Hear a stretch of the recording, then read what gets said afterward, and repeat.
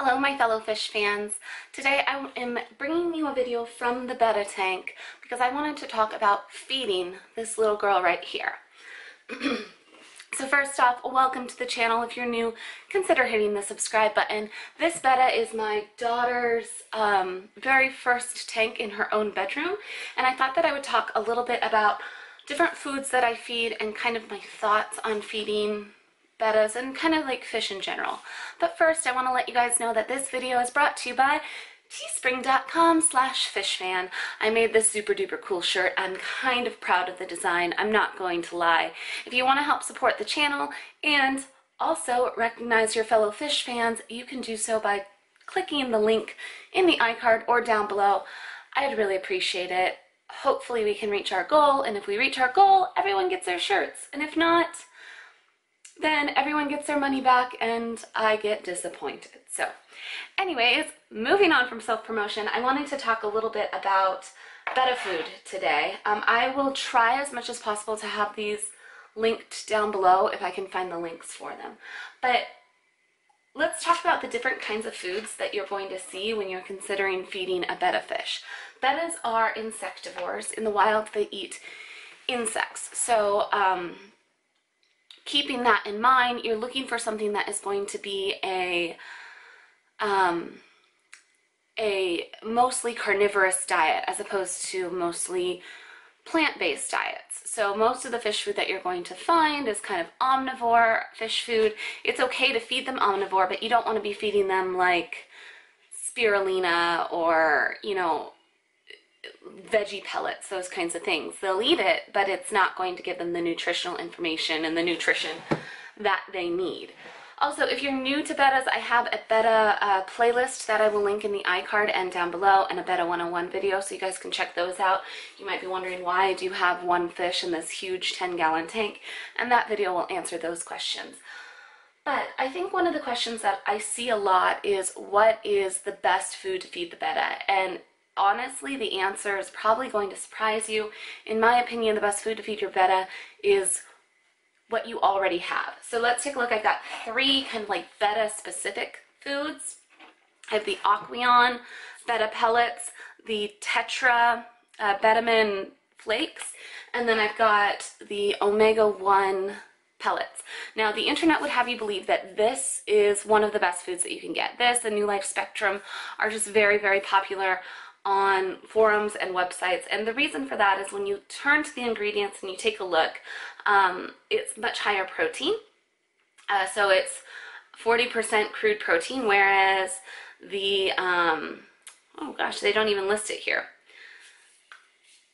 The other ones don't even seem to list that. Okay, whereas the aqueon one is 38 crude protein, and the tetra one doesn't even say what it is.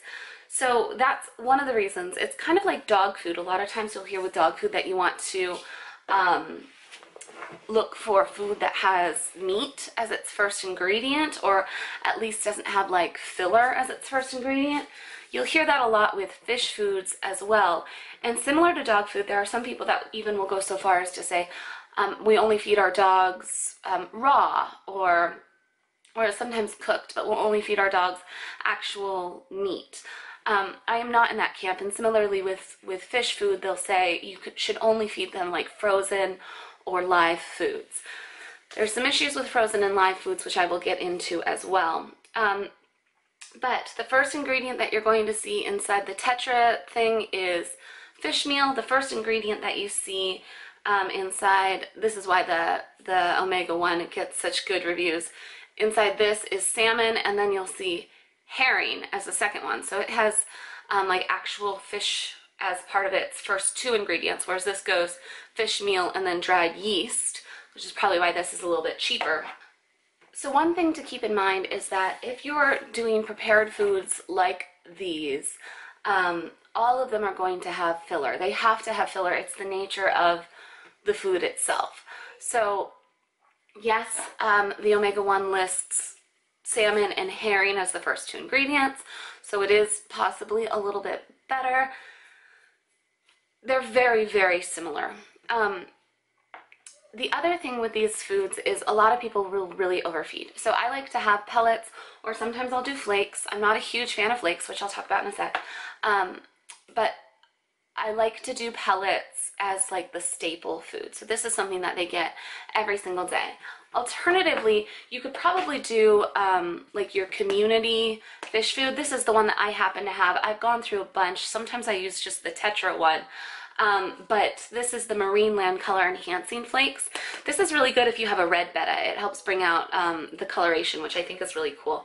But I use this in my discus tank. And again, the first ingredients are all actual fish. So again, looking at the ingredients in this one, it looks really good. You've got halibut, herring, pollock, mackerel, whiting, all before you get to your first filler ingredient. So actually I've never looked at the back of this. This is really, really good stuff.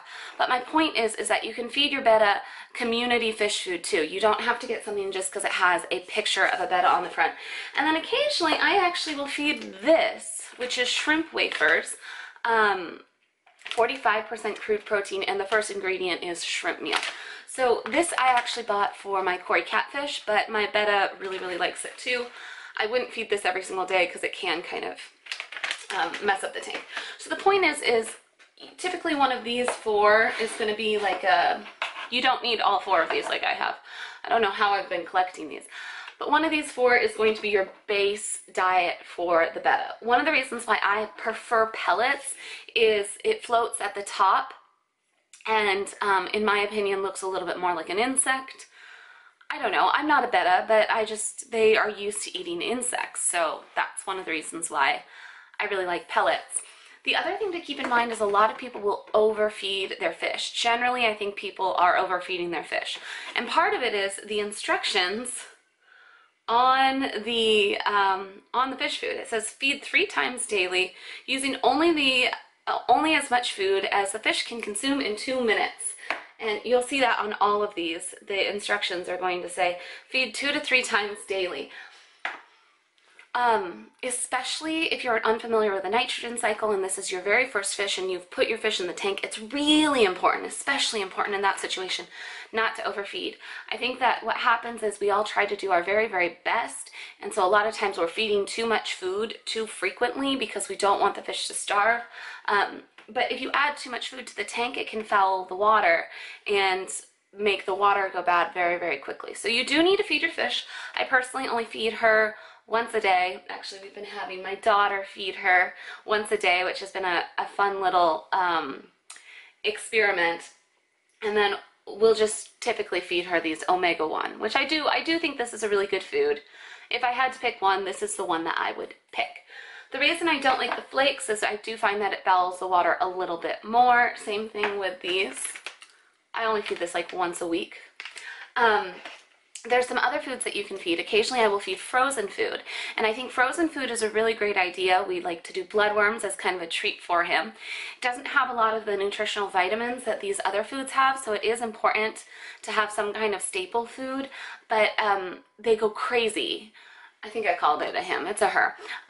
They go crazy for frozen food. So bloodworms are really great, or you can do freeze-dried bloodworms, which are really, really great too, that they seem to love. Another thing that I really like to feed the Betta is mosquito larvae, and that is a live food, so it's going to be the closest thing to what they would eat in nature, and it's something that you can probably literally just put a bucket outside and collect. If you put a bucket of water in there, usually the mosquitoes will just come to you, which is great. Just make sure that you're scooping the mosquito larva out every single day. She's so pretty. I love just seeing her swim. Look how active she is in this big tank, you guys. It's crazy. So anyways, my point is, do not overfeed. I would only feed once a day personally, and I feed about 3 or 4 pellets, not a lot at all. So those are kind of some things to keep in mind when you're thinking of fish food. One of the foods that I have not tried yet that I would really like to try is the Fluval Bug Bites. I've heard really, really good things about them, and the main ingredient in that is bugs, which is, again, something that Bettas would have in their diet normally. So I think that that's probably a really good food to try. I just haven't had a chance to get my hands on it yet. I haven't seen it in any of my local stores. But I should check Amazon and see if they have that. If they do, I'll link it down below too. The biggest thing that I see happening though on fish forums is that someone might be feeding something like this, which is a totally fine staple. If this is what you have, use it. Don't get new food like I did. This is what happened to me. Don't get new food until you're out of the staple that you do have, because having a bunch of these open, I'm actually a really bad example right now. Having a bunch of these open like this will make them go bad quite quickly, and you're not going to go through all of this with just one Betta very quickly. So one, maybe two, just because a variety is always a good thing. But a lot of times what will happen is people will get like the aqueon one or one of the other brands. Tetra, again, is a very popular brand. Maybe you got top fin, whatever. And then they go on Betta pages and everyone's like, no, you have to get omega-1, or you have to get New Life Spectrum, or you have to get this specific brand. Yes, the ingredients are a little bit better in this one, but in my opinion, the biggest thing is, does the fish eat it and does it follow the water? For the most part, your fish are going to be fine on any of these. That being said, some of them can have ingredients that will kind of enhance the color a little bit, like this. This would be really great, in my opinion, for a red Betta. I use it for my discus tank, but it would be really great for a red Betta. But again, look how huge this container is. Whenever possible, buy a smaller container, because then you can have more variety of food to choose from. And also, the smaller the container, the more likely you'll go through it before it goes bad. So those are just some things to keep in mind. Anyways, those are some things that I think about when I'm feeding my Betta. You can also get freeze-dried bloodworms and those kinds of things as a treat, which I'll link down below. I think Omega-1 makes some. And then frozen, of course. And the frozen ones that I use, I'm actually all out of, because I sent that over to my mom's house because it's the only thing that her new butterfly fish will eat in the saltwater side. But I think it was Hikari. I can't remember, but I'll write that down below as well. So those are some things that I think about when I'm feeding my Betta. There's lots of other brands that I don't have here in front of me that are perfectly fine as well. I would love to hear from you guys in the comments. Let us know what it is that you're feeding your Betta, what you see that your Betta seems to like the most. And if you're new around here, be sure to hit the subscribe, check out my Betta playlist, and I will talk to you all soon. Thanks for watching. Bye!